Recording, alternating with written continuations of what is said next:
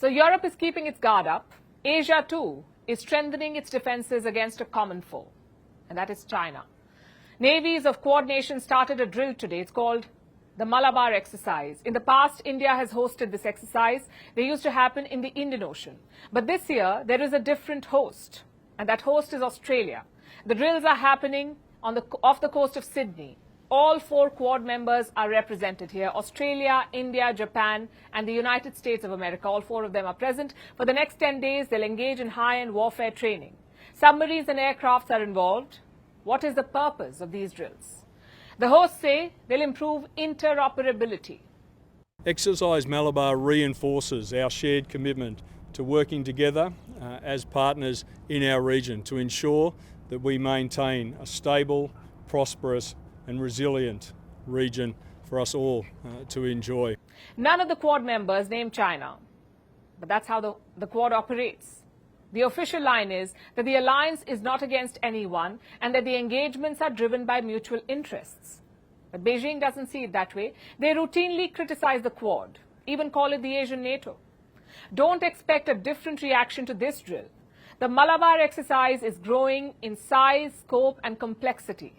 It started some 30 years ago. In 1992, it was just a bilateral exercise between India and the United States. In 1998, there was a brief pause. That's when America sanctioned India for its nuclear tests. The drills resumed in the year 2001 after the 9/11 attack on the World Trade Center in the US. 6 years later, in 2007, we witnessed Australia's entry. But Canberra withdrew a year later. This was after China's relentless opposition. The next few years were stagnant. But in the last 8 years, we've seen significant expansion. First, with Japan's entry in 2015, and then with Australia's return in 2020. Malabar is now a quadrilateral exercise. The expansion widened the scope of drills. They've moved beyond the Indian Ocean. So far, this exercise has been held in the Philippine Sea, in the East China Sea, and this year in the Pacific. The hosting duties rotate every year. Last year, Japan hosted the Quad Summit, so they took care of the Malabar exercise too. This year's summit was supposed to happen in Australia, but Joe Biden called it off at the last minute. So the summit was called off, but the Quad leaders met in Japan on the sidelines of the G7 summit. Now, the Malabar exercise is happening in Australia as per schedule. Its scope will continue to broaden. The Indo-Pacific is getting more attention. There is expanding military coordination. The Quad might still avoid calling out China directly, but it's no longer hesitant in holding drills where the PLA wants a foothold. The Malabar exercise will help in boosting regional security. The drills in Australia follow the events of March. That's when the leaders of AUKUS met. AUKUS, as you know, stands for Australia, the UK and the US. It's a defence partnership. They came together for a submarine deal. The US and the UK will provide Australia with nuclear subs.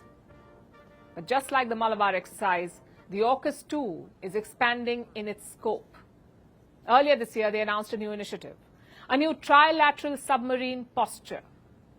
The US and the UK will send their submarines to Australia, and these will be rotational deployments. They'll start from 2027.